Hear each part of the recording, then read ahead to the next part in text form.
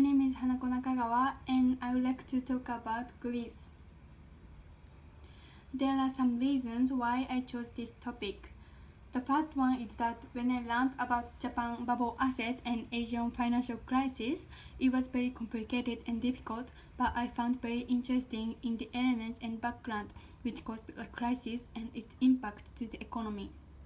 Not only economic, but also political factors were related, and I knew that the factor of EU crisis was a financial problem in Greece, and it spread into Eurozone and gradually into the other EU countries.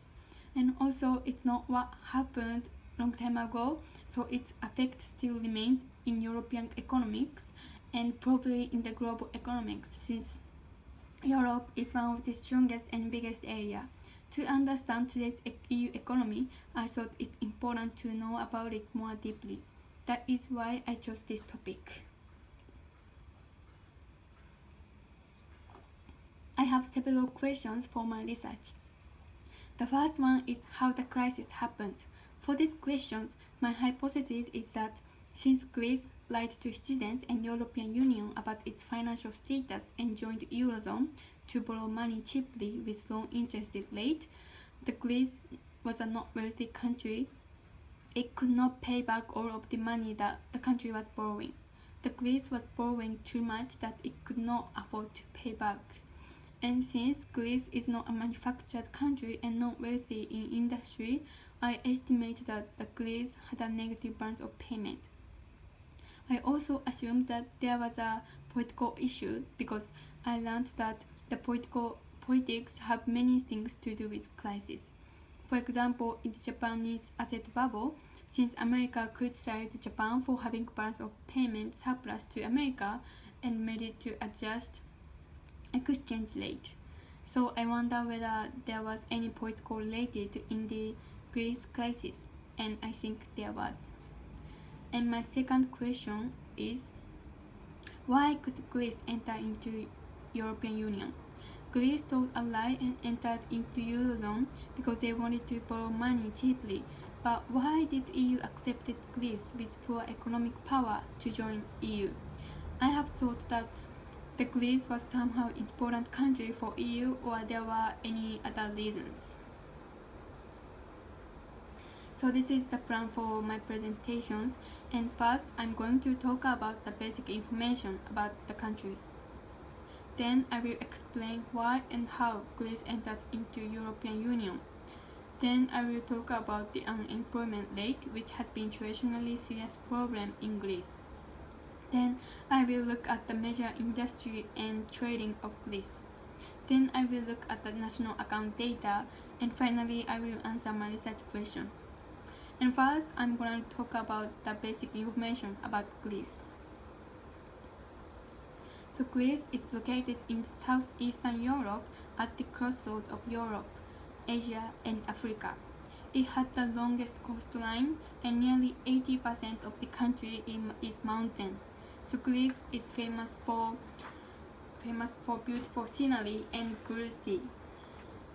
Over 40% of population lives in the capital city of Athens. So the population of Greece is about 11 million, and increasing number of elderly people is a big problem.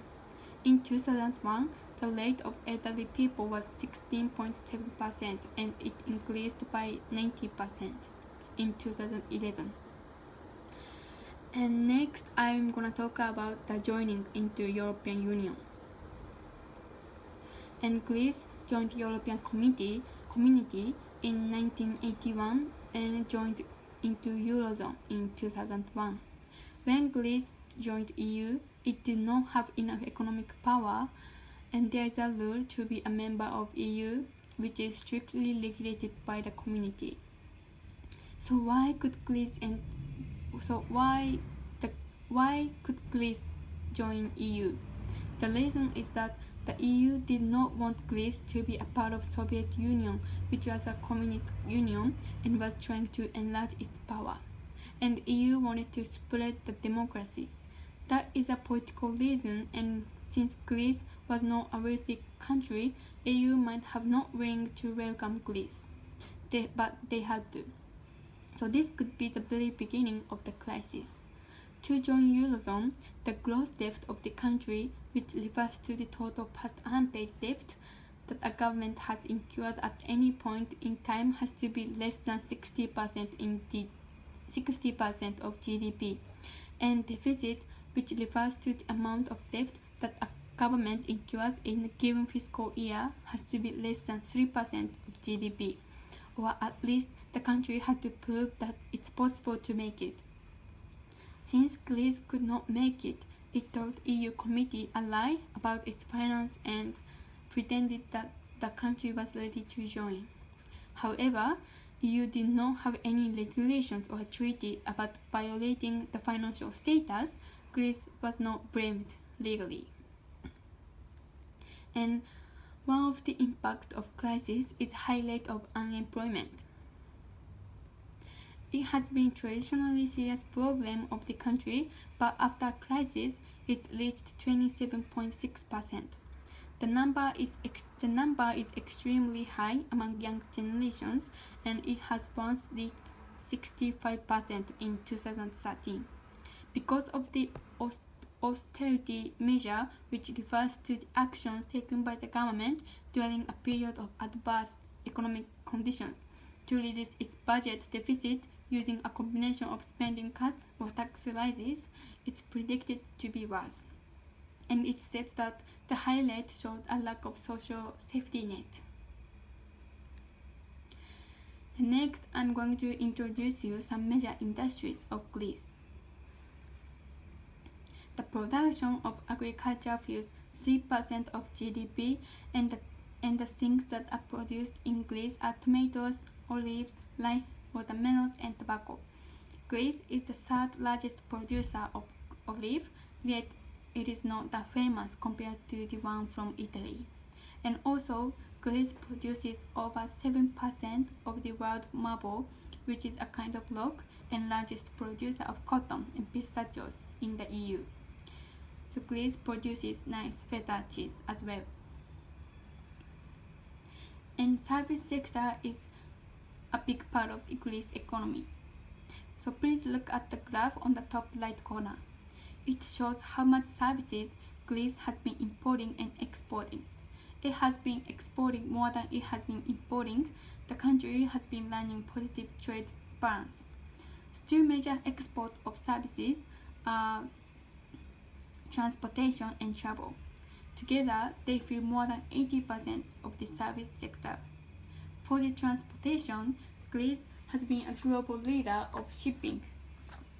Every year, it has exported at least 5% of GDP and is also ranked in the top for all kinds of ships, including tankers and bulk carriers. And Greece has been a maritime country since antiquity, as it has had a mountain land and limited farming area. And the long coastline helped people to do more shipping. For the tourism, more than 16 million tourists visit Greece annually, which is more than its own population of 11 million people. And Greece is well known for the beautiful scenery of sea and building and much sunshine. Also, it has 16 places which have been registered for World Heritage Site. So that's why Greece is attractive country to visit. And next, I'm gonna look at the trading of Greece.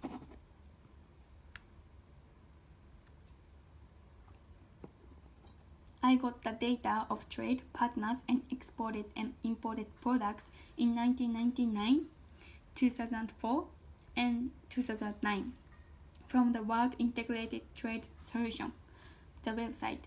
And for the export, Germany, Italy, UK have been big partners of Greece, and US, Cyprus, Bulgaria, Turkey are the other partners.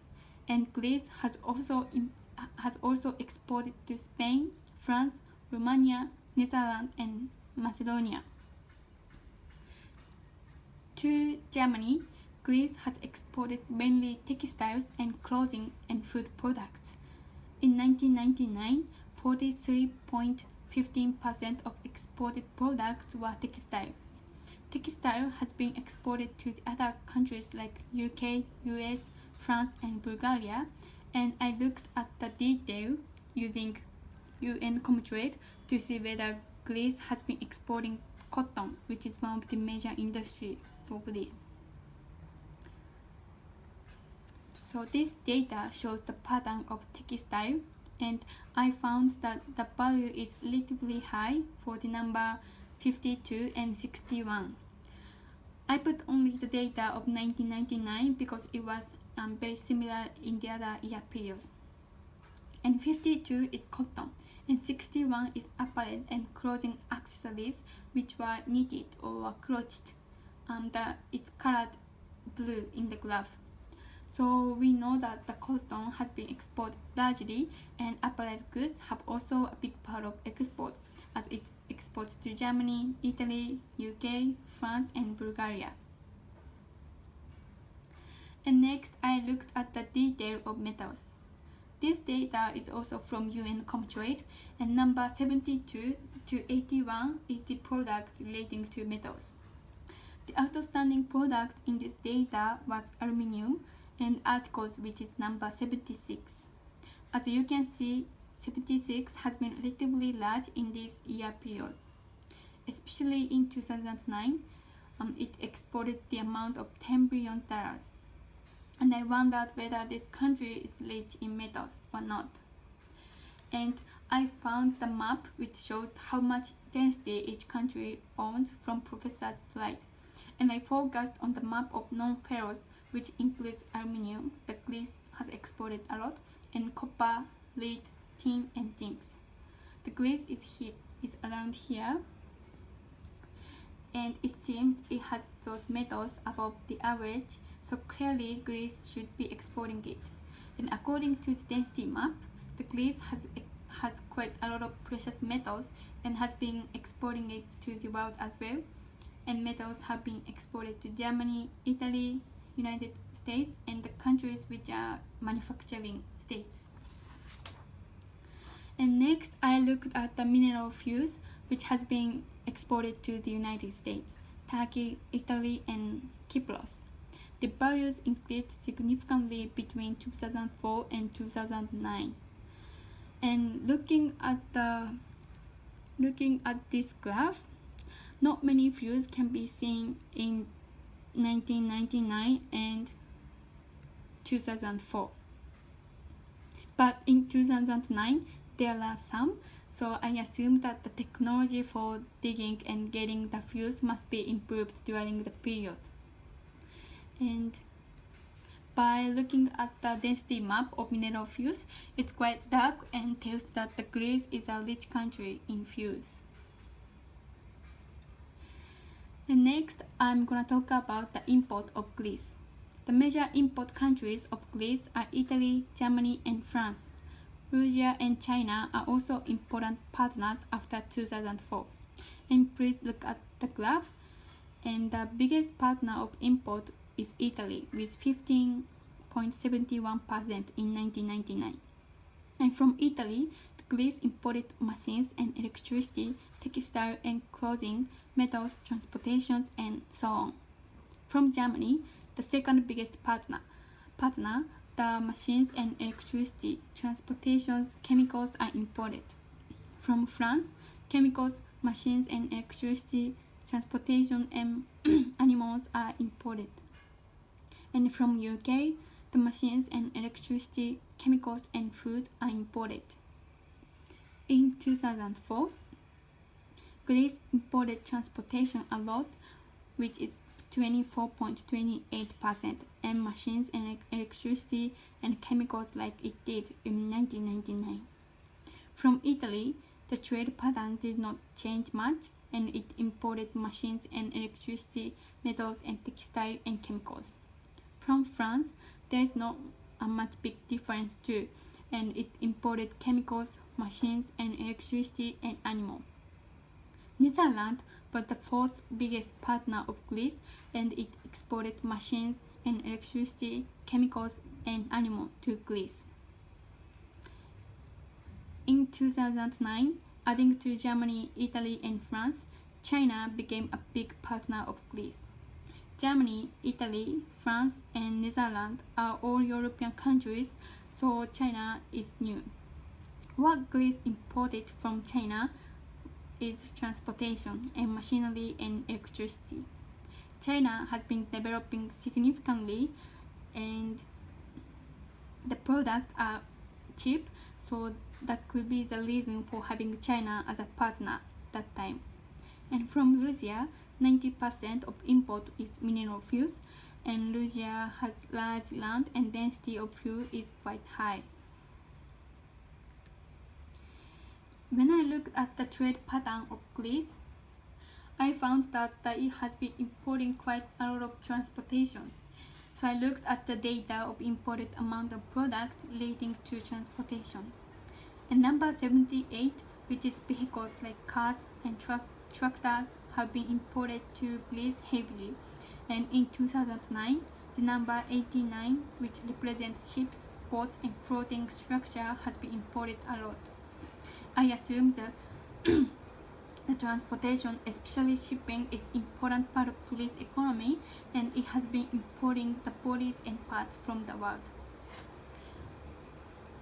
I also noticed that Greece has been importing a lot of capital goods such as machines and electricity, metals and chemicals, so I wondered how much capital goods and consumer goods has Greece imported. What I did is that first I added the amount of capital goods and consumer goods separately, then divided those numbers by nominal GDP annually. The percentage of the capital goods was 7.91% in 1999 and 7.05% in 2000 and 6.28% in 2001 and 6.57% in 2004 and 5.39% in 2005 and 5.86% in 2006 and 6.10% in 2008 and 5.60% in 2009. The percentage is relatively high during 1999 and 2004. One of the reasons for this could be the Olympics, which were held in Greece in 2004. Even though the percentage has decreased a bit after 2004, the amount of values increased. The reason could be that Greece has been borrowing much money from EU. For the consumer goods, the percentage stayed around 2.50% and does not change much. But again, the amount of value increased by nearly twice as much as the figure of 1999 in 2008. So we can assume that the Greece has been borrowing money so that they could spend it on importing products. And now I'm going to summarize the trade of Greece. For the export, the main partners are Germany, Italy, UK, and the main products that Greece has exported are textile, metals, mineral fuels. For the import, the major partners are Italy, Germany, and France. Russia and China became big partners later, and main products that Greece imports are machinery and electricity, transportation, and chemicals. Greece has been importing more capital goods than consumer goods. And by looking at this graph, it shows the trade balance of Greece. Obviously, Greece has been importing more than it exports and was having trade deficit over the last about 10 years.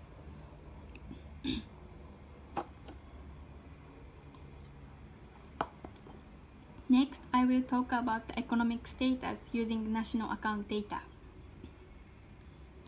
I looked at the data of export and import, net lending and net borrowing, and compensation of employees and poverty of income, and current transfer. The first one is export and import. As I said before, the Greece has been importing more than it has been exporting. So the net export that I calculated shows the negative number. And it means that the country has been running trade deficit. And using the identity equation, which is export minus import, are identical to saving minus investment. We know that the country was a net borrower since net export is negative. By looking at the net lending minus net borrowing, it's obvious that the country was borrowing much money and having a negative balance of payment. In 1999, the amount of net lending minus net borrowing was minus 2,893 million euro and minus 13,082.4 million euro in 2000 and minus 16,430.8 million in 2004 and minus 23,056 million euro in 2009. The number increased a lot in 2009, which is the year that crisis happened. And next one is compensation of employees and property income. The compensation of employees refers to the total revenue by enterprises to employees in return for work by the latter during the accounting period.